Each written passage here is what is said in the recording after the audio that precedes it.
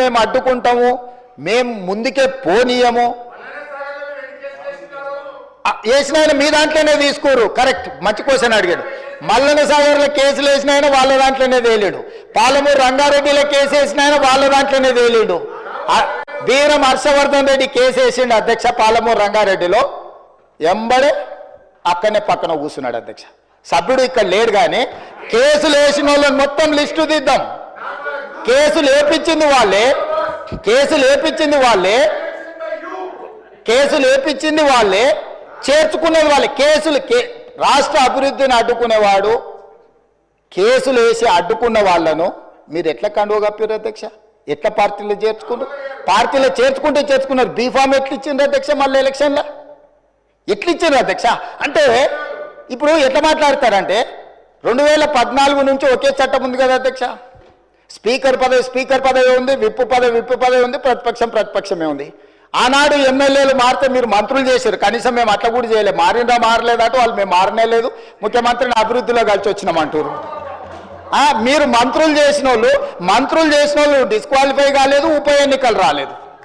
బాజాబ్తో governor దగ్గర పోయి మంత్రులే చేసి 5 ఏళ్ళు మంత్రి, 10 ఏళ్ళు, ఒక ఆయన 8.5 ఏళ్ళు, మా అక్క 4.5 ఏళ్ళు మంత్రి చేసింది. ఎన్నడూ ఉప ఎన్నికలు రాలే. కానీ ఇప్పుడు ఉప ఎన్నికలు వస్తాయి, వచ్చే వారమే ఉప ఎన్నికలు అంటారు అధ్యక్ష. ఎట్లా వస్తాయి అధ్యక్ష?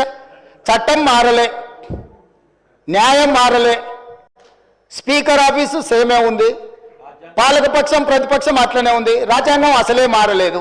ఇంకెట్లా వస్తాయి అధ్యక్ష ఉప ఎన్నికలు? నాకు అర్థం కాలేదు.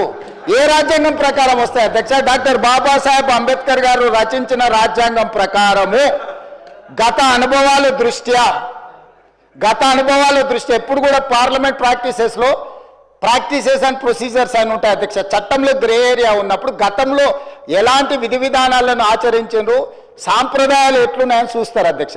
2014 నుంచి 2019, 2019 నుంచి 2023 వరకు ఏ సాంప్రదాయాలను ఈ సభ ఆచరించిందో అచ్చం గదే సాంప్రదాయాలను మనం ఆచరిస్తాం అధ్యక్ష.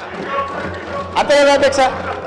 తమరైనా నేనైనా సేమ్ సాంప్రదాయాలనే ఆచరిస్తాం కదా అధ్యక్ష. సో అందుకోసమని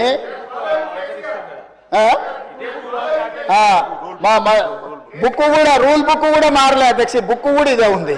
బుక్ వారు రాసిందే అధ్యక్ష. ఆ రోజు కమిటీ వేసి ఈ బుక్ ఎవరెవరు కూర్చొని రాసిన అధ్యక్ష, దీంట్లో పేర్లు కూడా ఉంటాయి అధ్యక్ష.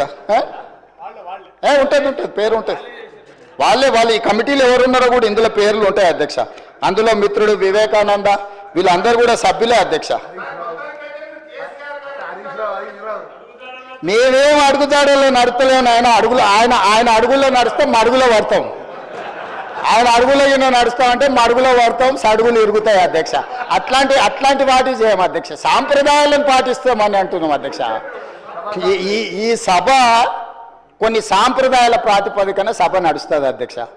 నేనున్న సభ్యులందరికీ, ఇక్కడున్న మిత్రులకు, సభ్యులకు, ఆశించటోళ్ళకు ఒక ఆయన అయితే ఆల్రెడీ నేను అభ్యర్థి ఆయన ప్రచారం తిరుగుతుండు. పాపం ఆయన అమాయకుడు. ఉన్న మంత్రి పదవి ఊడవిక్కిరు, పంచగట్టుకుర్రు. ఆయన నానాడు మా ముందలే నువ్వు పంచగట్టుకొని తిరుగుతావని ఓ ఉప ముఖ్యమంత్రినే తీసేసిర్రు.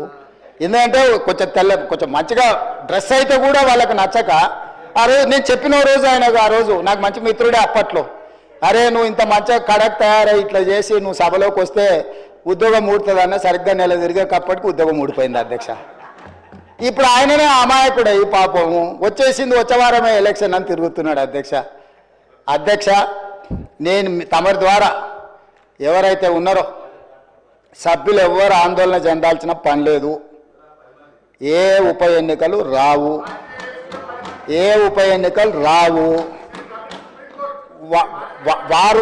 వారి ఉప ఎన్నికలు వారు కోరుకున్నా రావు.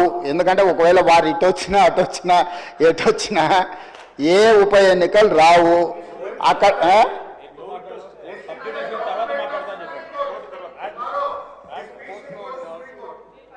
అదేవిధంగా హరీష్ రావు గారు బాగా గుర్తు చేశారు.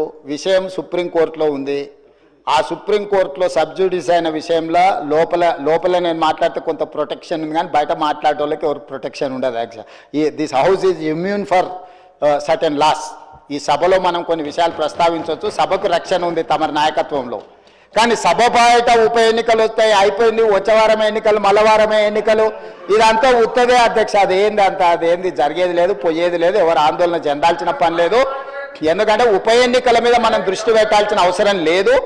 అభివృద్ధి మీద నేను ఎందుకు ఇవన్నీ విషయాలు చెప్తున్నా అధ్యక్ష తమ ద్వారా అంటే, మా దృష్టి ఎన్నికలు ఉప ఎన్నికల మీద లేదు, మా దృష్టి రాష్ట్ర అభివృద్ధి మీద, రాష్ట్ర సంక్షేమం మీద, రాష్ట్రానికి పెట్టుబడులు తీసుకురావాలని, తద్వారా ఉద్యోగ ఉపాధి అవకాశాలు కల్పించాలని, శాంతి భద్రతలను కాపాడాలని, ఈ రాష్ట్రంలో ఎవరైనా తప్పులు చేస్తే వాళ్ళ పట్ల కఠినంగా వ్యవహరిస్తామని చెప్పడానికే ఈ అన్ని విషయాలు నేను ఇక్కడ ప్రస్తావించిన అధ్యక్ష.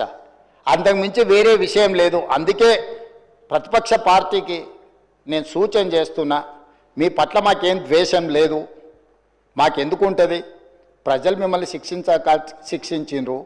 ఇప్పుడు మీరు ఒక బాధ్యతతో కూడుకున్న సలహాలు సూచనలు ఇవ్వండి, తప్పకుండా వాటిని అమలు చేస్తాము. ఉప ముఖ్యమంత్రి గారు ప్రవేశపెట్టిన బడ్జెట్లో చాలా సహేతుకత ఉన్నది. మిగతా విషయాలు, చట్టాలు, సాంప్రదాయాలు మా శ్రీధర్ బాబు గారు అనుభవజ్ఞులు, ఎప్పటికప్పుడు బుక్ చూపిస్తూనే ఉన్నాడు, విషయాలు చెప్తూనే ఉన్నాడు. కాబట్టి దయచేసి అందరికీ నేను అడిగేది, అదేవిధంగా అక్బరుద్దీన్ ఓవైసీ గారు కూడా కొన్ని అంశాలను ప్రస్తావించారు, నేను వాటిని డీటెయిల్గా మాట్లాడతాను. ఏ ప్రతిపక్షమైనా మాకు ఇచ్చే సూచనలే మేము డెఫినెట్గా ఓ సమయంలో నేను హౌస్లో ఉన్నా లేకపోయినా మీరిచ్చే సభ్యులు ఏదైతే కోర్ ఇష్యూస్ రేజ్ చేస్తుందో వాటన్నిటిని నేను వింటూనే ఉన్నా, చూస్తూనే ఉన్నా. వాటిని పరిష్కరించుకొని ముందుకెళ్దాం. తమరు సభ్యులకు ఎవరెవరికి అవకాశం ఇవ్వాలనో తమరు అవకాశాలు ఇవ్వండి అధ్యక్ష. నా విజ్ఞప్తి ఒకటే, సూచనలకు సలహాలకు సమయం ఎక్కువ ఇవ్వండి. రాజకీయ దాడి చేస్తాం, ఎదురు దాడి చేస్తాం, క్షణికావేశంలో యాసిడ్ దాడులు చూస్తుంటాం కదా అధ్యక్ష. అట్లాంటి యాసిడ్ దాడు లాంటి ఆలోచనలతో ఇక్కడ మాటలు మాట్లాడితే అది రాష్ట్రానికి నష్టం జరుగుతుంది. రాష్ట్రానికి నష్టం కలిగించే మాటలు ఎవరు అక్కడి నుంచి మాట్లాడినా, ఇక్కడి నుంచి మాట్లాడినా, ఎక్కడి నుంచి మాట్లాడినా వాటిని నియంత్రించండి అధ్యక్ష. ధన్యవాదాలు అధ్యక్ష. अकबरुद्दीन ओवैसी जी, अकबरुद्दीन ओवैसी जी।